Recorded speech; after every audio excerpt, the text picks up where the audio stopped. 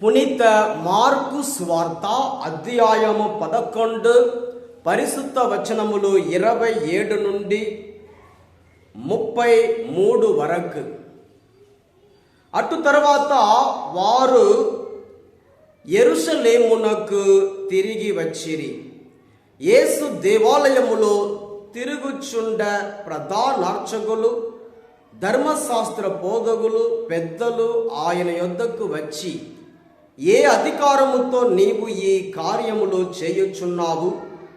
వీటిని చేయుటకు నీకు అధికారము ఇచ్చినది ఎవరు అని ఆయనను ప్రశ్నించిరి. అందుకు యేసు, నేను కూడా మేము ఒక మాట అడిగేదను, దానికి సమాధానము ఇచ్చిన ఎడల నేను ఏ అధికారముతో ఈ పనులు చేయుచున్నానో మీకును తెలిపేదను. యోహాను బప్తిస్మము ఎచ్చట నుండి వచ్చినది? పరలోకము నుండియా లేక మానవు నుండియా? నాకు సమాధానమెండు అనెను.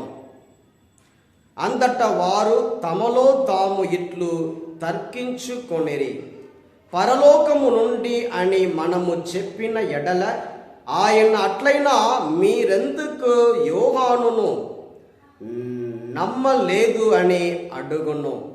లేదా మానవుల నుండి అని చెప్పితిమా? ప్రజలందరూ యోహానును నిజమైన ప్రవక్తగా భావించుచున్నారు. వారి వలన మనకు ఏమి ముప్పు కలుగునో అని భయపడిరి. మాకు తెలియదు అని ఆయనతో చెప్పిరి. అప్పుడు ఆయన వారితో, ఏ అధికారముతో ఈ పనులను చేయుచున్నానో నేనును చెప్పను అనెను. ఇది క్రీస్తు సువిశేషము. క్రీస్తువా మీకు స్తుతి కలుగును గాక. క్రీస్తు నాదుని యందు ప్రియ సహోదరి సహోదరులారా, ఈరోజు సువిశేష పట్టణంలో మనం చూస్తున్నాము, ప్రధాన అర్చకులు, ధర్మశాస్త్ర బోధకులు యేసు ప్రభుని ఒక ప్రశ్న అడుగుతున్నారు. ఏ అధికారముతో నీవు ఈ కార్యములను చేయుచున్నావు? వీటిని చేయుటకు నీకు అధికారం ఇచ్చినది ఎవరు అని అడిగినప్పుడు యేసు ప్రభువు చాలా జ్ఞానముతో ఈ యొక్క సమస్యను ట్యాకిల్ చేస్తున్నాడు. వెంటనే యేసయ్య సమాధానం ఇవ్వలేదు, కానీ తిరిగి వారిని ప్రశ్న అడుగుతున్నారు. అలా తిరిగి ప్రశ్న అడిగి ఈ సమస్య నుండి తన్ను తాను కాపాడుకుంటున్నారు యేసయ్య. యేసు ప్రభువు చాలా జ్ఞానముతో, పరలోకపు జ్ఞానముతో, తెలివితేటతో తన్ను తాను కాపాడుకుంటున్నాడు ఈ సమస్య నుండి.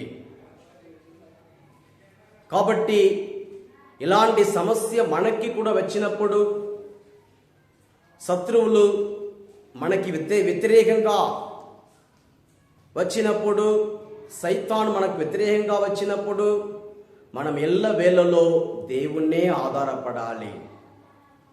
పరలోకం నుండి శక్తి బలము పొందుకొని మనము జవాబు ఇవ్వాలి. లూకా 12:12 ఆ గడియలో మీరు ఏమి మాట్లాడాలో, ఏం చెప్పాలో పవిత్రాత్మ దేవుడు మీకు నేర్పిస్తాడని వాక్యం మనకి సెలవిస్తుంది. కాబట్టి అన్ని వేళలో పవిత్రాత్మను మనము ఆధారపడి జీవిస్తాం. మన నోటిలో ఆయనే మాట్లాడుతారు, జ్ఞానం వసుగుతారు, మనకి ఆదరణకర్తగా ఎల్లవేళలో ఉంటారు. యోహాను 14:16 చూస్తున్నాము. కాబట్టి మనలో ఉన్న ఆత్మదేవుణ్ణి అన్ని వేళలో గుర్తించుకొని, ఆత్మదేవా మీరే నా కొరకు మాట్లాడండి, నా కొరకు ప్రార్థించండి అని ఎల్లవేళలో ప్రార్థించుకుందాం. రోమీయులకు రాసిన లెక్క 8:26 ప్రకారంగా ఆ ఆత్మ మనలో ఉండి మన కోసం ప్రార్థిస్తాడు, మన కొరకు మాట్లాడుతాడు, గొప్ప కార్యాలు చేస్తాడు. కాబట్టి మనము భయపడాల్సిన అవసరం లేదు. నిరుత్సాహంలో పడిపోవాల్సిన అవసరం లేదు. దేవుడే మన పక్షంలో ఉండి పోరాడుతారు. యుద్ధము యెహోవాదే. రాజులు మనకెవరు లేదు, శూరులు మనకెవరు, మనకు వ్యతిరేకంగా ఎవరు రాలేరు. కానీ దేవుడు మన కొరకు యుద్ధం చేస్తాడు. కాబట్టి ప్రార్థించుకుందాం. స్తోత్రం స్తోత్రం స్తోత్రం యేసయ్యా. ఈ చక్కటి సందేశాన్ని బట్టి వందనాలు యేసయ్యా. మాకు నేర్పించండి, మాకు కూడా జ్ఞానము ఇవ్వండి. ప్రాబ్లమ్స్ను, సమస్యలను ఏ విధంగా ట్యాకిల్ చేయాలో నేర్పించండి. మాకు ఏ విధంగా జవాబు ఇవ్వాలో, ఏ విధంగా ప్రవర్తించాలో మాకు నేర్పించండి. ఆశీర్వదించండి, కాపాడండి. Thank you Jesus.